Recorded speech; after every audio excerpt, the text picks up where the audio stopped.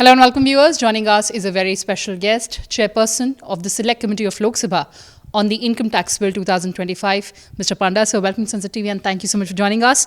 Sir, you've tabled a very, very important report in the Lok Sabha that is going to impact the taxpayers of the country.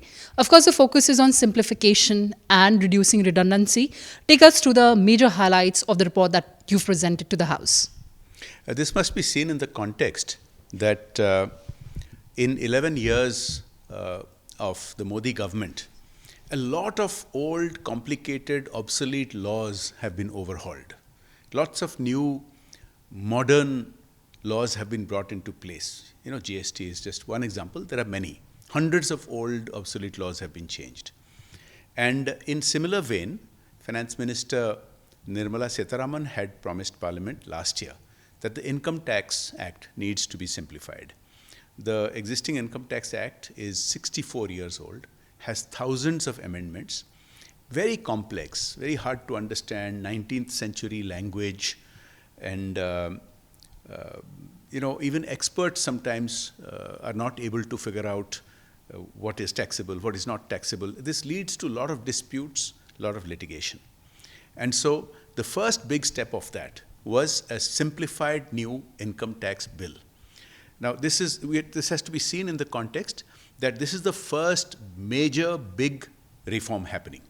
But there's no policy change happening at this stage. It is just that the existing law is being simplified. Now, once this happens, the policy changes that the government makes, it makes every year, become much more easy to implement because the context, the underlying law itself is simple. So the Select Committee met over several months, and of course, it's all party, as you know. I must thank and compliment my fellow members on the Select Committee because everybody worked like a team. And the focused idea was that this is being done for the nation. This is being done in taxpayers' interest to simplify it. So the objectives can be summed up as follows. Simplify the Income Tax Act, make it easy to understand, make it easy to comply, and therefore reduce disputes and litigation. And that has been achieved.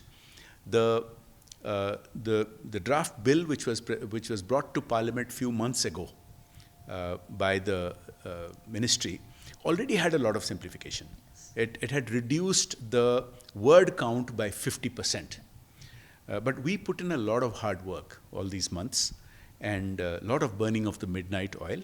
And we have come up with another more than 300 suggestions where it can be further simplified or clarified so that it's easy to implement, it's easy to comply with, and to reduce the disputes dramatically. So one of the major highlights of your report, of course, is about the taxpayers, the small taxpayers, and the non-profit organizations as well. What does your report say? So we heard a huge number of stakeholders. Just the witness hearings itself was more than 125 hours. And then we had many dozens of hours of internal meetings to go through the tens of thousands of pages of suggestions that we received. And we received hundreds of detailed suggestions from all over the country, every state, from every kind of stakeholder, and including those who appeared before us in the dozens. We had large industry, we had medium and small industry, we had micro MSME industries represented. Also represented were lawyers, chartered accountants, cost accountants, non-profit organizations, multinational organizations, Indian organizations, individual taxpayers, of course, taxpayers associations. So every point of view was taken into account. And we grappled with all these suggestions. And as I said, we have come up with more than 300 additional suggestions to further simplify the bill. And this is going to make life a lot easier. I can give you some examples. In the existing act, what is an exempt income is referred to in many different places and with all kinds of complicated language, notwithstanding this, but subject to that, but therefore in clause number, subclause number, so and so, very complicated. Here it's all listed in just one place, in one chapter. So in the old act, in the existing act, even experts with decades of experience sometimes couldn't give you a clear answer. And that's why disputes. Today, Anybody that just reads through the Act, it doesn't have to be a great expert, can easily figure out what is taxable, what is not taxable. The law becomes much simpler.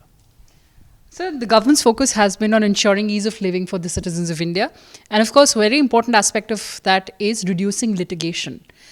Once this bill sees the light of the day, becomes an act, what kind of impact will it have? Tremendous impact. So I've mentioned about individual taxpayers. Now, of course, the Modi government has made life a lot easier. Just this year, one of the major policy changes was the raise of the threshold to 12 lakh rupees per annum. So that itself makes life a lot easier. But, India is growing. It's the fastest growing large economy. We are now at the 4th position. The number of taxpayers are also growing. Today, we have a humongous, more than 9 crore tax filings take place every year. That's more than 50% larger than the entire size of the UK, for example, which is a country whose economy we overtook a few years ago. Now, apart from individual taxpayers, for companies, especially for MSME, small companies, it becomes a lot easier. The larger companies, they have access to many experts, many consultants. They can deal with complexity. But the idea for Naya Bharat, for New India, is that even for startups, even for small micro enterprises, it must be very easy. And that is exactly what has happened. So the focus has been, this is, as I said, the first big bang reform in simplifying the law as it stands today.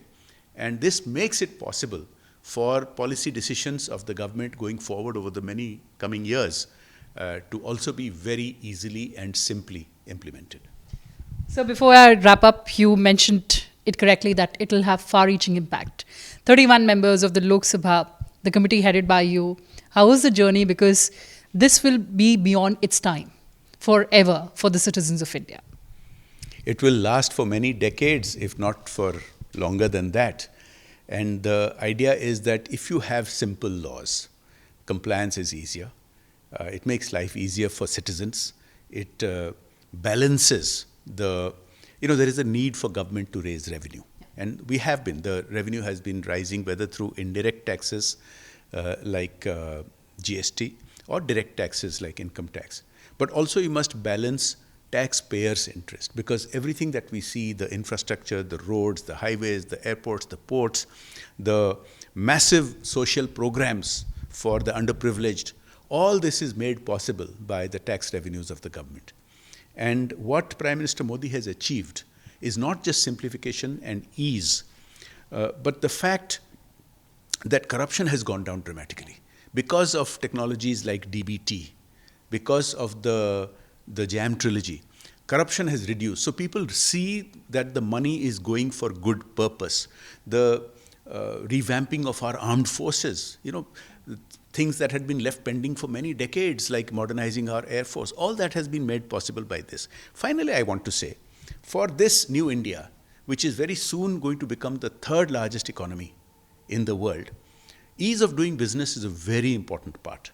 Now, 10, 11 years ago, our ease of business index on the rankings was very, very low.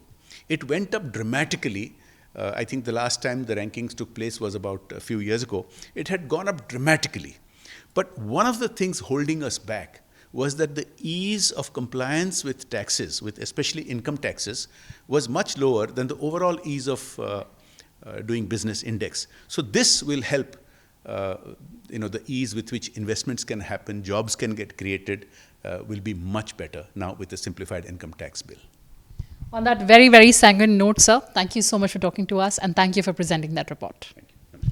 With camera person Nopi, I'm Kruti Mishra, signing off for Sansad TV.